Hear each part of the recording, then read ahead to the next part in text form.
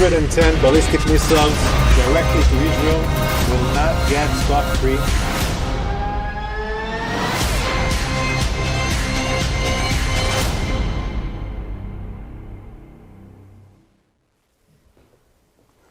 네, 이스라엘이 이란의 공격을 99% 막아냈다 이렇게 밝히면서 그 배경에도 관심이 쏠리고 있습니다. 자세한 내용 전문가와 짚어보겠습니다. 양옥 아산정책연구원 연구위원과 함께합니다. 어서 오십시오. 예, 안녕하십니까. 네, 자 먼저 저희가 앞서서 영상으로도 봤습니다만은 이스라엘이 요격한 이란의 탄도미사일 잔해를 공개를 했거든요. 자, 어떤 무기인지 좀 설명을 해주시죠. 그래서 뭐 일단 지금 정확하게 저도 그 잔해를 직접 보지 못해서 뭐 말씀을 드리는 부분이 좀 조심스럽긴 합니다만 이번에 그 이란이 발사한 미사일들은 굉장히 다양한 미사일들이 섞여 있는 것으로 보입니다. 네. 최소한 일단 그 거리가 그 뭐 예를 들어서 테헤란에서 텔아비브까지 한 1,600, 1,700km 정도 해당하거든요. 네. 그렇다면 이 거리를 공격하기 위해서는 1,000km 이상급 혹은 700-800km 최소한 이상급의 미사일을 발사했을 것으로 추정이 되고요. 네. 그래서 그런 과정에서 지금 그 이란이 주력으로 활용을 하고 있는 졸파가르 미사일이나 혹은 키암-1, 키암-2 그다음에 뭐 샤하브-3 이런 미사일들이 활용됐을 가능성이 있다고 보여집니다. 특히나 이번에 좀 주목할 만한 것은요. 여러분 혹시 그 보도 보시면 아시겠지만 북한이 극초음속 미사일을 활용하고 있다고 얘기하지 않습니까? 네. 지금 뭐 우리 시험 봐서 성공했다고 그러는데 이번에 드디어 이란도 자신들의 극초음속 미사일을 발사했다라고 얘기를 하고 있습니다. 네. 이란이 개발한 극초음속 미사일은 순교자 하즈가셈이라는 이름의 미사일이 있습니다. 이 사거리 한 1,400, 1,500km 정도 되는데요. 네. 이 미사일을 발사를 했다라고 이란 측에서는 발표를 했습니다. 네, 자 이스라엘은 이번에 공격물의 99%를 요격했다고 밝히지 않았습니다. 예. 실제로 피해 상황은 어땠습니까? 사실 뭐 이게 의미가 좀 남다른 것이 네. 이란이 자국에서 이스라엘 본토로 공격을 한 것. 미사일 공격한 게 처음이에요, 이번. 네. 최초의 공격이었고, 이게 또 공격한 게 토요일 밤 11시에 공격이 시작이 됐었던 겁니다. 네. 이란은 이제 이 타격 임무를 진정한 약속 작전이라고 이제 불렀는데, 사실 피해는 굉장히 미미했어요. 이 보고 있으면은 뭐 이제 보도들마다 차이가 있습니다만은, 네. 드론이 한 170대에서 뭐 180여 대, 중거리 미사일이 뭐 110발에서 뭐 120발, 네. 그다음에 순항 미사일도 한 3, 40발 이렇게 발사가 됐다. 그래서 전체 무려 330에서 350발 정도가 발사가 됐는데 이게 대부분 요격이 됐다라는 겁니다. 네.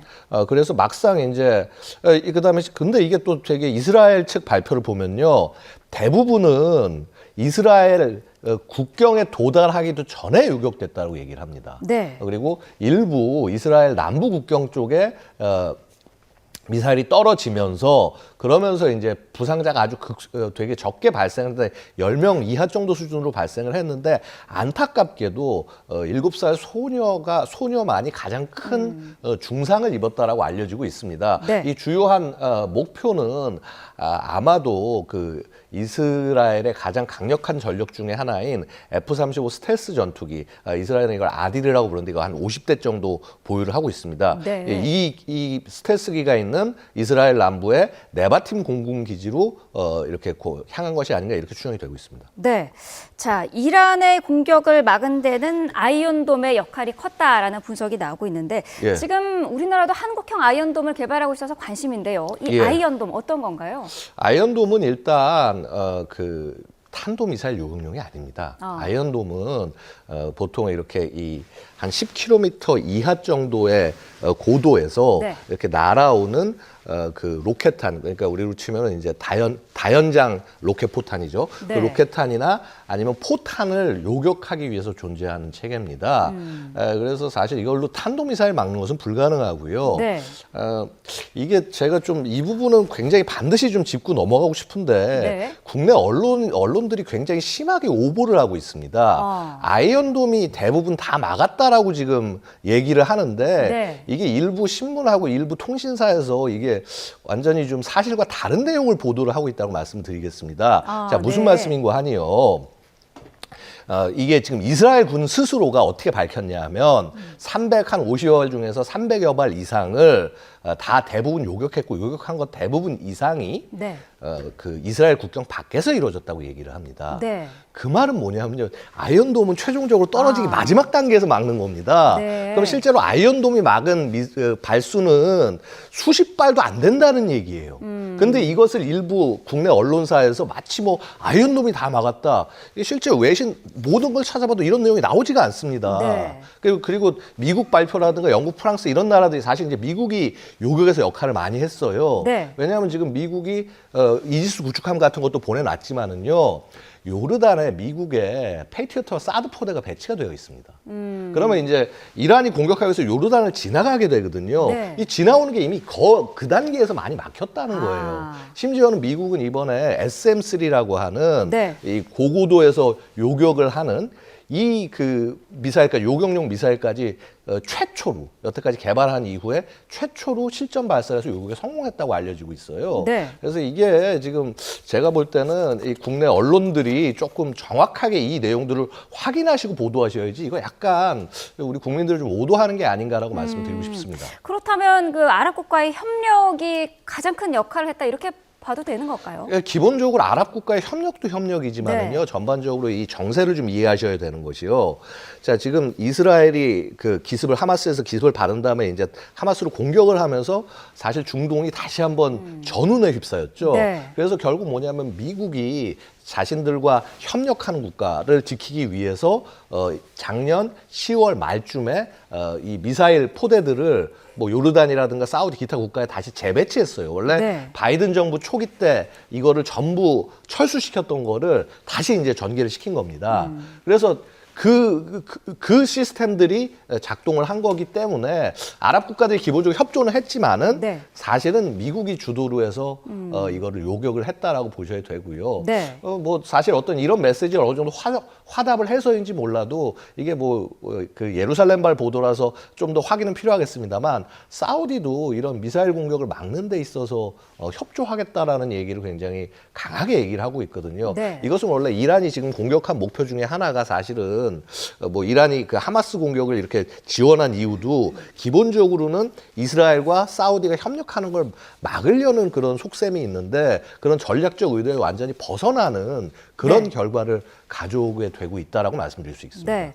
자, 그러면 말이죠. 6개월 전에는 이스라엘이 하마스 공격에 속수무책으로 당했거든요. 그거는 예. 어떻게 설명할 수 있을까요? 사실은 이 부분도 제가 볼 때 약간 좀 그 뭐라고 그럴까 언론 보도나 이런 부분에서 과장이 좀 있다라고 생각을 하는 것이요. 네. 당시에 실제 요격한 건 70% 이상입니다. 70% 이상을 요격했고 그다음에 날아온 미사일 발수가 요격할 수 있는 미사일 발수보다 훨씬 더 많았어요. 네. 그러니까 자기가 요격할 수 있는 발수에서는 거의 100% 요격을 했다라고 말씀드릴 수가 있는 것이거든요. 네. 그래서 이제 이게 이 요격 시스템의 숫자가 부족해서 다 못 막은 것이지 숫자가 충분히 더 있었다면은 막아낼 수도 있었을 것이다.